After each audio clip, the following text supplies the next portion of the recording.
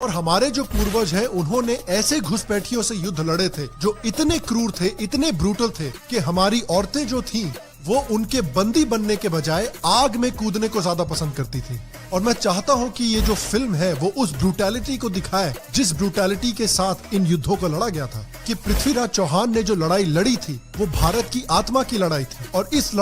और फाइनली देखिए, पृथ्वीराज चौहान की जो कहानी है वो तब तक पूरी तरह से नहीं बताई जा सकती जब तक मोइनुद्दीन चिश्ती जैसे सूफी संतों की असलियत भी पब्लिक को दिखाई जाए। मैं ये नहीं मानता पर्सनली कि इस मूवी में इतनी हिम्मत है कि मोइनुद्दीन चिश्ती जैसे सूफी संतों की असलियत वो इंडियन पब्लिक को दिखा सके। क्योंकि देखिए भैया, लावण्या फ्रॉम साउथ दिल्ली और उनके जो दोस्त हैं उनके लिए तो मोइनुद्दीन चिश्ती जो हैं वो भारत के सबसे महान संतों में से एक है। इन लोगों के हिसाब से तो सूफीज्म जो है और सूफी संत जो है उनका तो सारा काम है बस भगवान का नाम जपना, अल्लाह से करीब होना। लेकिन यार लावण्या के बारे में बोली क्या? लावण्या को तो हम अगर ये बता दें कि हिटलर हिंदुओं से नफरत करता था तो कहीं लावण्या हिटलर की फोटो अपने बेडरूम में ना लगा ले।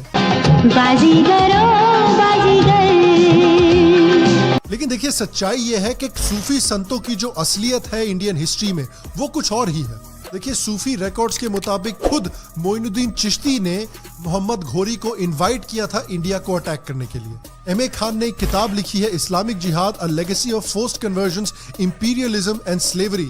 उस किताब में यह दिखाया गया है कि मोइनुद्दीन चिश्ती ने खुद क्रेडिट लिया था पृथ्वीराज चौहान को हराने का और उनको कैप्चर करने का।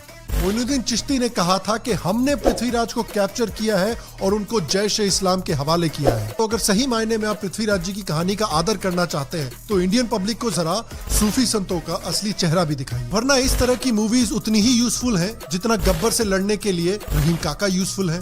उन्होंने 1991 की हिट टीवी शो चाणक्य को डायरेक्ट भी किया था और उसमें खुद चाणक्य का रोल भी अदा किया था। अगर आपने ये चाणक्य टीवी शो नहीं देखा है तो मैं उसको बिल्कुल रेकमेंड करता हूँ। बहुत ही कमाल का शो है, बहुत ही कमाल की लाइन्स हैं इस शो में। पराजित राष्ट्र तब तक पराजित नहीं होता जब तक वो अपनी संस्कृति व मूल्यों की रक्षा कर पाता है। पर क्या धर्म व जाति के नाम पर खंड खंड में बटा यह राष्ट्र आक्रांताओं से अपनी संस्कृति की रक्षा कर पाएगा?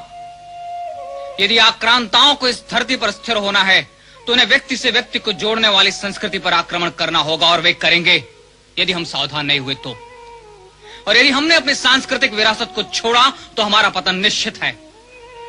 अनुभव कहता है कि पराजित मन, पराजित राज्य व पराजित राष्ट्र प्रायः विजेता के संस्कार व संस्कृति को स्वीकार करते हैं। तो चंद्र प्रकाश द्विवेदी की जो इन्वॉल्वमेंट है उससे मुझे इस मूवी के लिए